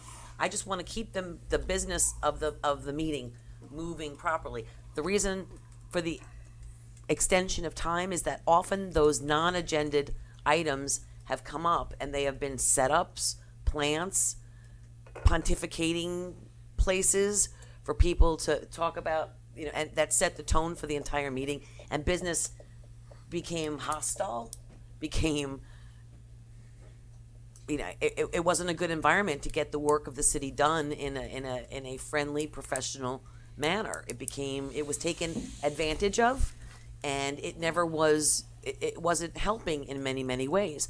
I feel somewhat restrained having to not be able to tell someone who's asking a question, whatever. However, in other cities, like I said, in other cities, they simply say, please see the city manager after the meeting, please on the break, or please schedule to see, and the city manager will actually get up, or the city attorney will actually get up and hand their cards to them. That's how it's handled, on a county level and on a city by city basis.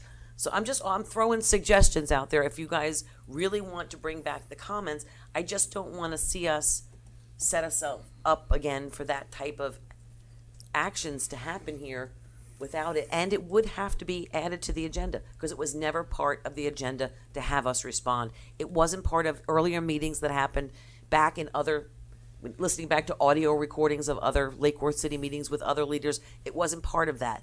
It just evolved somehow on its own. And if you want to add it to the agenda, then we can have that discussion, and whatever you guys agree on, I'll go along with. Whatever the majority up here wants, I'm with you. I'm just offering suggestions. Commissioner Emerson. If we don't add it to the agenda, then we need very clear direction that the city manager will take on those discussions and make sure that all of them are responded to, because, I just need to make sure that when the citizens get up to speak, that, somebody is responding to them.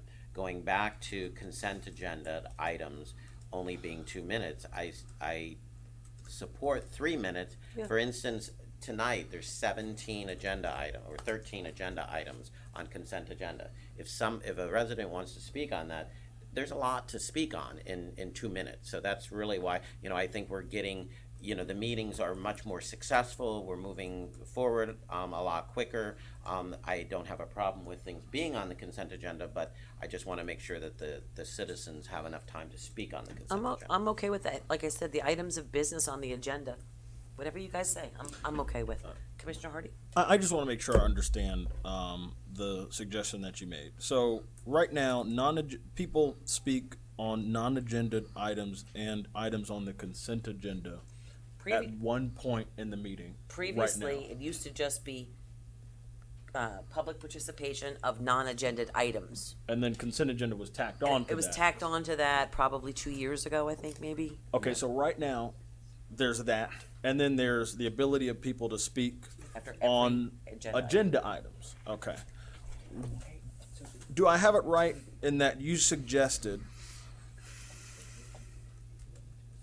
untying non-agenda items from the consent agenda items, putting the non-agenda items at the very end of the meeting, keeping public participation on consent agendas where it is, and having still another opportunity for the public to speak on agenda items, and then having a third opportunity for members of the public to speak on non-agenda items? Only separating out the business at hand. The business, it's our job here to conduct business. Let's conduct the business in one fell swoop and then open it up to other items. So 3 separate opportunities. There would for be the 3 public to speak. opportunities. Mm-hmm. I like the idea. I know, that's why I am mixed about it too.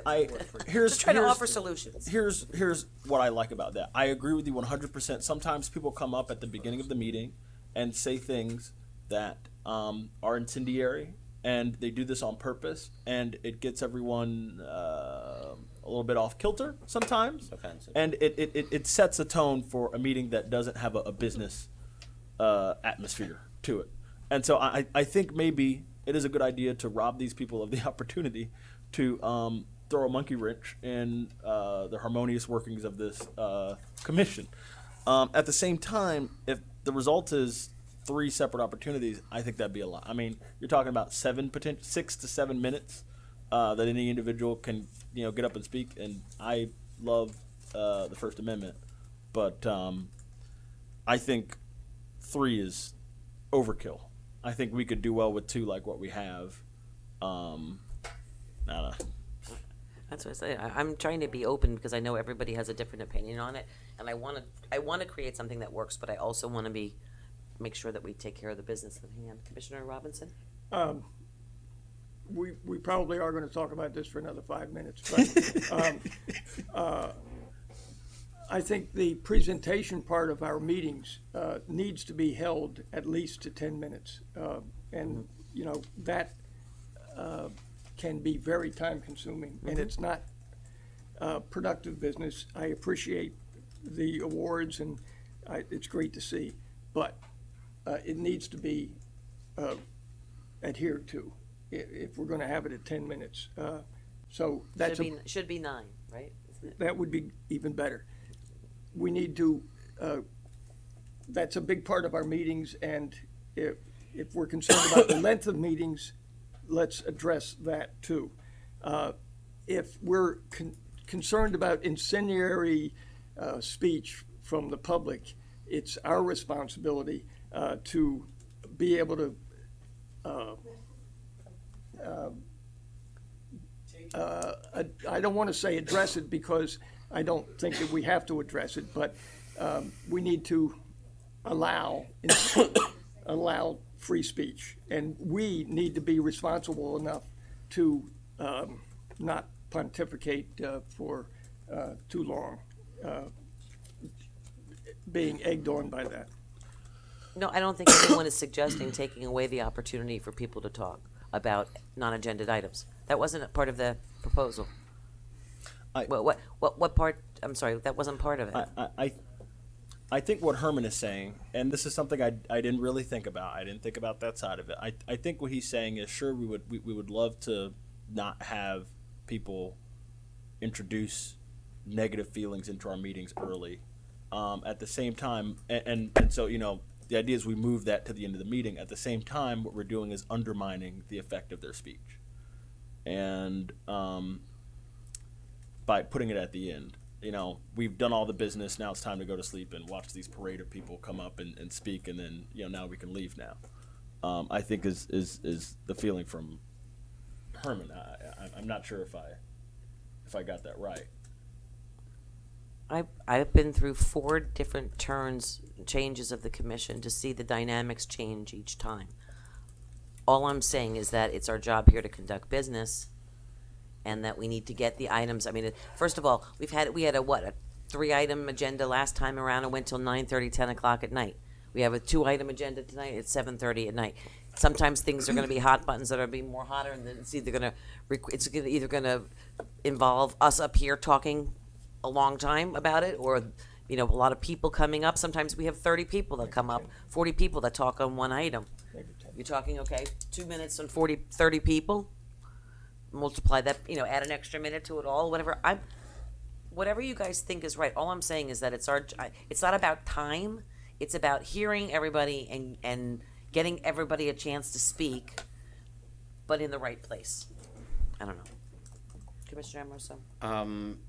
So I have a problem with putting the people's voice at the end of the meeting. I have no problem sitting here for as long as it takes. That's why I was voted in. If there's, you know, I've been called all kinds of things from people that have gotten up to speak. I'm a big boy, I can take it. You know, let's hear the people, whether it's good, bad. You know, we often said the people need to come in early and speak so they can go home to their friends and family and loved ones. You know, putting them at the end of the meeting, whether it's good or bad, you know, you're putting the good stuff at the end of the meeting with the bad stuff too. So, you know, I say, you know, give them 3 minutes, let them speak, let them go home to their loved ones, or they can stay through the entire meeting. And, you know, I'm comfortable with, you know, not having rebuttal as long as the city manager and staff follows up, and we can revisit that if, you know, people are coming to us and saying, you know, they never got back to me. Vice Mayor? I'm not really sure how we even got. It's called no good deed goes unpunished. You try to do the right thing, and no matter what, now the enemy will be the fact that I tried to move it to the end. Right. When I was just trying to find a solution to give people more of an opportunity to speak, but now it's a bad thing. So I'll just keep my mouth shut. You guys decide what you want to do. Hold on. I don't know where that came from, but anyway, look, I think we all agree we're all for free speech, and we want to hear what folks are thinking. Why don't we try something else? Why don't we just say, look, we'll just take X amount of time, whatever X happens to be, whatever we all decide on, and you got one crack at it. Come on up here and have your conversation, and anything on the agenda that you want to have a conversation, but that all happens at the beginning of the meeting. So people can, you know, talk about all the things they want to talk about with whatever that X time is. You know, they do that in some cities too. Well, you know, and again, it's not so much about how long our meetings go on, but I think we'll admit that some of the meetings in the past, and I can speak from personal experience, you know, we would be here till 2:00 in the morning. 2:00, we'd be here for 8 hours. Okay? That was a different time. I know. We're a lot more productive now. Our processes are a lot more efficient, it seems to be. I just think that, you know, we need to do something, but I just don't know, is it really necessary to have somebody come up in theory and speak on 20 items? Because to your point, if there's 10 agenda items, one person's gonna have 20 minutes theoretically to speak on each of the agenda, to speak to all the agenda items, plus the unagenda items. They're gonna have 25 minutes for one individual. We had that for many years. So People coming up you and get speaking on 6, every 7, 8 agenda item. people come in here that, you know, that I hate to say this, but back in the day, I think that was part of the game plan, was to wear, from both sides of the dais, to wear people down. And you have said it many times very, very effectively. You know, the longer the meeting goes on, deeper into the night it gets, it becomes a little bit more of a challenge for human beings to really put forth their best efforts in terms of their thought processes. And, you know, sometimes you get, at the end of the meeting, it's like, you know, I just want to get out of here. And sometimes, I'm not saying it, you know what I'm trying to say. Sometimes bad things, or bad decisions, or poor decisions can be made. I think we need to deal with this once and for all, but I think maybe we should just take a look at best practices. Maybe we should ask the city manager to go back and take the 5 largest cities in the county, or the clerk, No, she's got it. I did it. the 5 largest cities and the county, and see what they do. She's got it. And bring it back to us. I in didn't writing. get all the, I didn't do it that way. I reached out to all the clerks and asked how they handle it. And I was told that most of them allow people to speak, usually 3 minutes, and then they do not respond. They ask the city manager or the city manager to direct the department. And there were 2 more points I wanted. Well, that was what I'm saying. I tried to turn it around because everyone was saying, no, we need to speak again, and now it became And there's about 2 more points I moving. wanted to add to that. Okay. And the other thing is, to the city clerk's comment, or her comments, do we want to modify the blue card and put a checkbox up for them to say, I would like a response from staff? And then just tell people, if you've got a question, you've got something on your mind that you're looking for a response, check the box and make sure you have the full contact information so we can have somebody get back to you. That might be a way to look at it. The other thing, and this is something I've been talking about for years, and for some reason I'm not very successful getting this put through. You know, we're spending a lot of time talking about how we interact with the public and how much time, should be spent. I think we need to take a look at ourselves. I was just gonna say that. Why don't we give ourselves the same time limits as we give the people who come up to and that speak at was the my- microphone? Here's where I'm going with this. You've heard me say this before. I believe wholeheartedly that if you go back to just the basic Robert's Rule concept, that, you, Madam Mayor, when you introduce an item, nobody speaks until there's a first and a motion and a second. Nobody speaks to it. Right. Then you, as the chair, will say, is there anybody in opposition to the item? If there is, that person gets 2 minutes to speak. Then once that person has spoken, you say, is there anybody that wants to speak in favor of the issue? And you go back and forth till all 5 parties have had 2 minutes, but that's it. Well, You I get know one Robert's bite Rule. of- I tried that. I tried that with y'all Okay. for. And be done with it. I tried that for 3 But months. We've sat here, we're doing it right now. We're going back and forth, back and forth, back Correct. and forth. And also speaking without being recognized. So, you can try to do, I've held a very lax Robert's Rules because we're a very informal community, and I've tried to give everybody more than enough time to make their point across. But, I think that go ahead, Commissioner Hardy. There are a few things for us to think about. First of all, I agree with Herman. If it's about, not with Herman, with Commissioner Maxwell, Vice Mayor Maxwell, if it's about the speed of our meetings, I don't think that public participation drives the length of our meetings. Very rarely. When there's a hot button issue, for example, the pool or some issue that a lot of people are very passionate about, then it might add significant time to our meetings. But I think our meetings may be long because we talk a lot, and I'll include myself in that. The other thing, though, it's important for us to have a business meeting. At the same time, we can make changes that make our meetings more efficient, but that don't necessarily lead to us making better decisions. And so if we're going to make changes to our agenda, to our ability to speak on matters, any changes, I think, should be about having a business atmosphere to our meetings and making sure that we're making the right decisions and hearing all sides of the issue. I hope that all five of us can respect the difference between obstruction and pontification and actually contributing an additional point or item. I don't see the whole 2 minute to speak thing. It's, I think, too rigid to be, Right. you know. If I want to follow Robert's rules, right now we're at the city manager's report, which means that we know that's also been another point of our meeting too, that it's extended the meetings. We're sitting here having these agenda discussions during the city manager's report, which is strictly the city manager's report. And he can put that out there, and we're supposed to turn around and say, let's bring it back as an agenda item. If I could, Madam Mayor, I actually thought this was an easy question. No. And the question was, do you want to go from 2 to 3 minutes, which is what I was asked to bring I think back. you'll need to bring it back as an agenda item with the facts from Deb. but- Hold on. With the facts from Deb, coming back with that information on it, and bring it back as an agenda item, because obviously we're having discussion here in the comments section, which is not part of the agenda. Sure. And Yes, you're absolutely correct. But that, I just want you to understand, I put it on there because I thought the direction was to me to get, because it was going to be an easy yes or no, and then we would craft the agenda item for comment and hashing at the next meeting. I can go ahead and schedule an agenda item with a crafted set of options in it. Is that what you're asking me to bring back now? Yeah. Okay. We're going to craft a resolution with all kinds of options in it. Whatever you've heard from the different commissioners. I've heard a lot. Okay, so am I. Also, because we've treated this as an agenda item, we have a blue card, so that means that the public obviously considered this an agenda item too. Peggy Fisher, would you like to come up here and speak? Here's your paper. It says agenda at the top. Right. Covering everything. It's a report. Covering everything on this.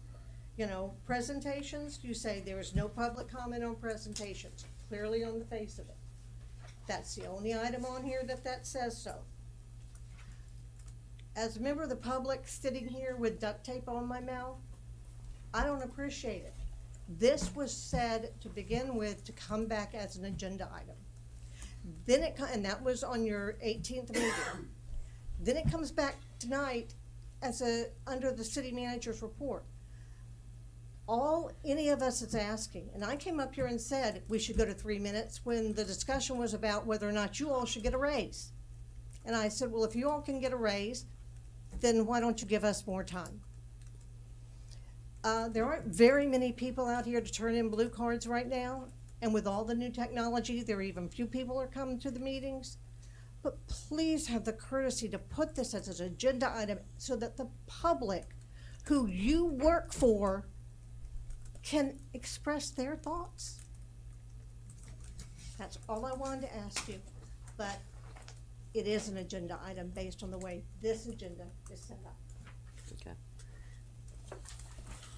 And again, it's set up as a report, which means that we're not supposed to vote on it, but like I said, it was perceived as an agenda item. We even have the public perceiving it as an agenda item, so I handled it as an agenda item. Got it? Did you have anything else? No, so I'm supposed to bring back an agenda item discussion, just like you just had as an agenda item. Correct. Okay. So the public can comment, it'll be on the agenda, and they'll be able to comment on it. Last item. The legislature, in all its infinite wisdom, has approved putting on the ballot, and if approved by the citizens of the state of Florida, go into effect 2019, an additional 25,000 homestead exemption for values of 100,000 up to 125. So it's basically giving you an extra 25,000 on valuation exemptions in that next range up. The total impact estimated to the entire local government pot in the state of Florida is about $644 million. I don't know what our share of that may be, but it definitely, there is an impact. So that'll be going on the ballot. The other item was we had $2 million budget request in for the Park of Commerce. It's not in the budget as I understand it. So the great state of Florida has once again turned their backs on Lake Worth. Seems to be habit. Cities in general. Well, especially us. Especially We've been us. doing this for three years, and we've tried to get a hand up to create economic activity. We've even got people in the Park of Commerce who have invested in there, and we're seeing the fruits of good policy and taking the leadership role that y'all have in the Park of Commerce after talking about it for 20 years. And we were able to get some help from the federal government with an EDA grant, but we can't get the legislature in our own state to recognize the value of helping this city. We've got the we got the MPO to give money towards the project for the Park of Commerce. We've got the FDA, the FDOT grant, federal government grant for that project. 2 times it went before the House and the Senate. Both the House and the Senate passed it, and it was vetoed twice by the governor. This time around, it made it through the Senate and didn't make it through the House. So Senator Jack Ladvala. So if you want, if I seem a little testy today, I'll tell you, first of all, the homestead exemption now is going to make many of our homes not available to contribute on a tax base. So not only do you kill us with that one, but you also give the one place that doesn't disturb any homeowners or any other types of business, the one place we have to generate jobs for the people who need them in our community, who's the hardest hit. So you take away our tax base and you take away our ability to create jobs. I'm not happy today. It's not a good day for Lake Worth.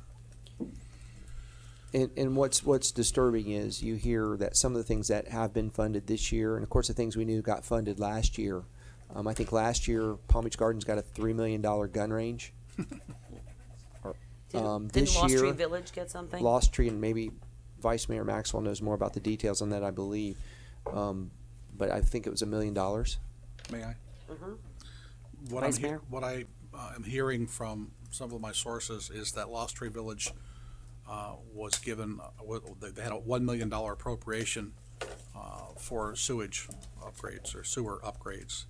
And then I found out some additional information that I'm still trying to confirm, and that is not only did they get the $1 million, but there was no, for lack of a better word, there was no documentation to support the appropriation. In other words, there was no engineering studies conducted, there was no planning involved, there was no, it's not like they had the plan ready to go, a shovel-ready type of project.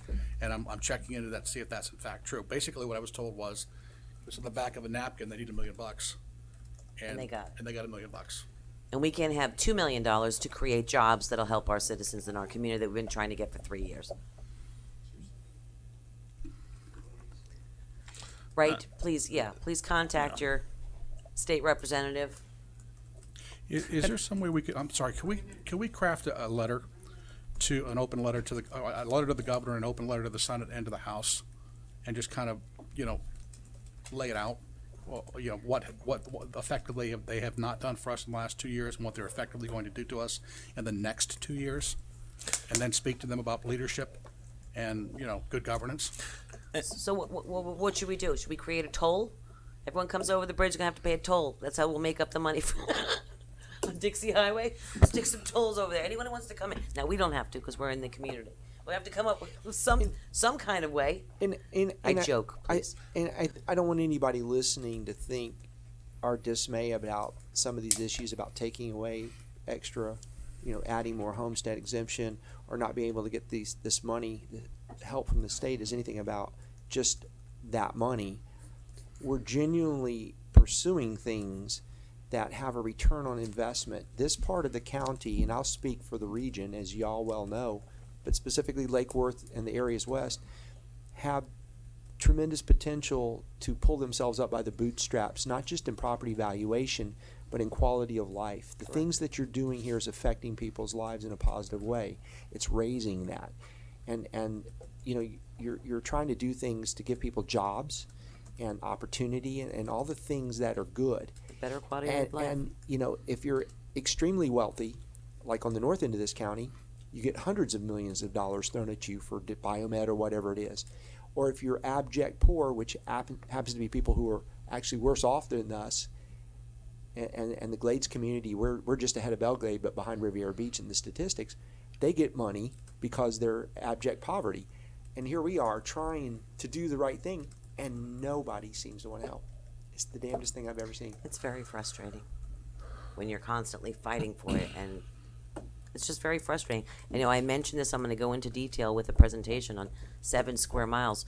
When you're West Palm Beach and your tax base goes all the way out to Ibis and Delray Beach, 441, Boynton Beach, Hagen Ranch Road, when you're collecting tax from a tax base like that, we go to Boutwell. We're 7 square miles. So every decision that we make on anything being invested in our community or economic development, we have to remember that we're 7 square miles. Everything that we have to do. So when someone moves to our community from Delray Beach or West Palm Beach or Palm Beach Gardens, guess what? They want those same resources and amenities that they get in those other communities. But those communities have a tax base of 60, 70, 55 square miles. And we are expected to provide it with a tax base of 7 square miles with the rental statistics and the poverty statistics that we have. But everybody wants those things when they come here from those other communities, and we're luring people to come here because we're such a cool city. So what do? Again, it's not the end of the world. We've had a lot of great turnarounds when it comes to our property values and the things that have happened over the next, but it means that we're going to have to be even tighter with those 7 square miles and more creative with those 7 square miles. And you know what? Whatever they want to do, they want to poo-poo, they want to veto, they want to not pass it through, we'll prove them wrong anyway, and we will succeed because we're Lake Worth. But in the meantime, remember, we're going to be creative, and we're going to need your help when we make these decisions, and we're going to need you on our side to make some tough decisions to figure out how within our 7 square miles we are going to succeed, because we are, despite what they do. Commissioner Hardy. Yep. 2 questions for the city manager. It's clear, this legislative session was pretty much an attack on the autonomy and freedom of cities, and the ability of us to maneuver to do what we need to do. And that's really unfortunate, and it's especially unfortunate being as it's coming from the same conservatives who decry the federal government's assertion of its supremacy over the states. Here you have them doing the same thing to local governments and essentially denying us the ability to make our decisions for ourselves. And that's really, really unfortunate that we are now the victims of ideologues.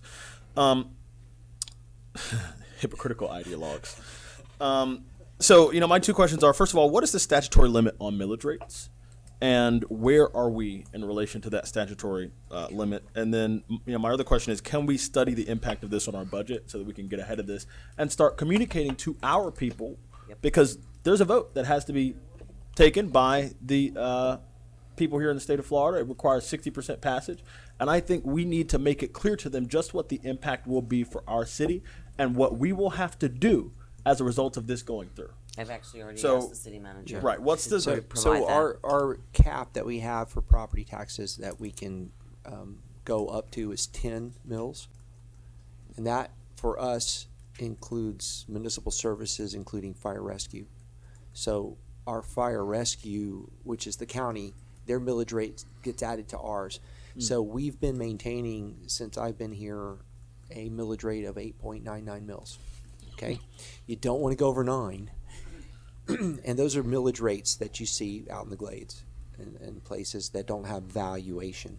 And part of the turnaround process in the city has been trying to figure out how to add value to properties. And that's why we're so disappointed with the Park of Commerce, because the taxes generated by commercial and industrial properties subsidizes the low valuations in the residential component. So, yes, that's not a good number, but that's our limit. The second question. Can we study the impact yes. of this on our budget and present this to the public as soon as possible? The mayor's had a conversation with me about this. We're trying to, as we go through the budget process, have a real understanding of what the impact might be for that purpose. So I'm assuming, and I shouldn't assume, if this is something that would potentially go into effect in 19, that it would be on the ballot November 18, I think, but I want to be sure about when it, because it is 18. And you may have heard too, there was discussion about this, about trying to somehow offset some of this by adding a sales tax. You know, there's things popping out of the woodwork all over the place about this. You know, this one bad policy potentially is going to have all kinds of impacts, unforeseen. But the most immediate one is on our budget. And it seems to me that all these impacts, you know, sales tax, any other, you know, fees and things like that, those are regressive. Yeah.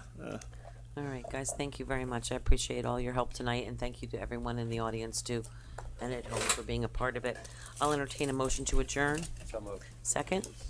Seconded. All those in favor state so by saying aye. Aye. Good night, everybody. Thank you so much.